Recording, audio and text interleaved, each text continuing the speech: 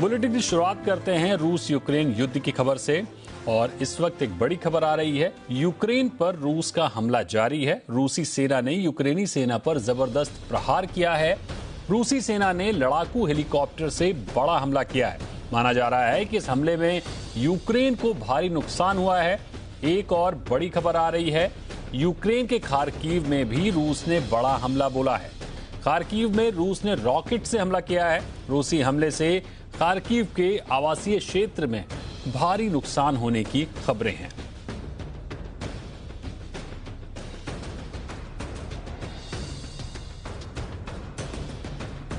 तो 52 दिन से जारी रूस यूक्रेन युद्ध में बार बार यह सवाल उठ रहा था कि क्या ये युद्ध तीसरे विश्व युद्ध की शुरुआत है, और इस सवाल के जवाब पर रूस ने लगभग मुहर लगा दी है। रूस ने अपने जंगी जहाज मॉस्कोवा के डूबने के बाद एक प्रतिक्रिया देते हुए कहा कि यह मान लिया जाए कि तीसरा विश्व युद्ध शुरू हो चुका है। यूक्रेन का रूस के जंगी जहाज पर हमला। रूस ने कहा अब शुरू हो चुका है तीसरा विश्व युद्ध। यूक्रेन में वैसे तो तबाही और हमले के कई भयानक मंजर दुनिया ने देखे और कई बार लगा कि शायद अब ये युद्ध तीसरे विश्व युद्ध में बदल जाएगा, पर ऐसा नहीं हुआ। लेकिन 14 अप्रैल को रूस के जंगी जहाज मॉस्कोवा के डूबने के बाद जंग का माहौल लगभग बदल गया है। रोसिया 1 टीवी चैनल ने प्रसारण के दौरान कहा कि मॉस्कोवा को जिस तरह से डुबाया गया है उसे तीसरा विश्व युद्ध कहा जा सकता है। ये पूरी तरह से तय है।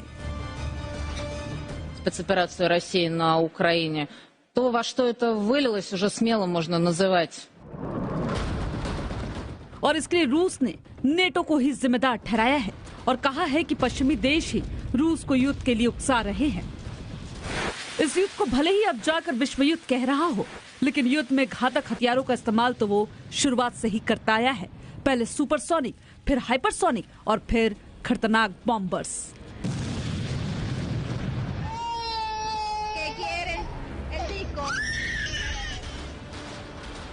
यूक्रेन का दावा है कि रूस ने मरियोपोल में अपने सबसे खतरनाक बॉम्बर्स का इस्तेमाल किया।